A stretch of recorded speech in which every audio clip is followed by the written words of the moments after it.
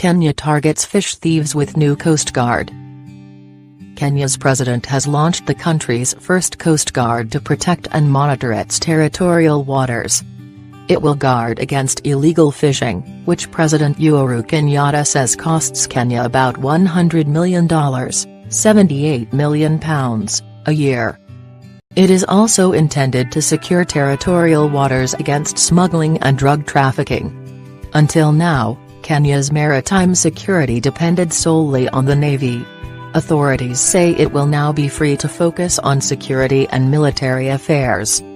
But Kenya's Coast Guard currently only has one boat, which means the new force will still rely heavily on the Navy until it finds its footing, says the BBC's Ferdinand Omondi in the capital, Nairobi. The Navy has often undertaken joint anti-drugs operations with other security forces in the coastal city of Mombasa.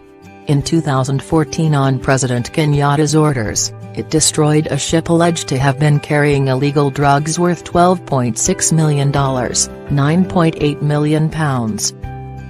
Launching the Coast Guard unit near the shore of Mombasa, President Kenyatta unveiled the vessel, called the MV Doria, that has been commissioned for surveillance purposes. At the event, Mr. Kenyatta said foreign vessels trawling Kenyan waters was a major concern. He later tweeted about the need to guard against foreign vessels who steal our fish. Overwhelmed and under-resourced. Analysis, Ferdinand Omondi, BBC News. In the vast Kenyan waters, the underfunded maritime police have been overwhelmed. The International Organization for Migration has named Kenya as a major transit point for human trafficking and the sex trade. This new force launches with plenty of optimism, but just one boat.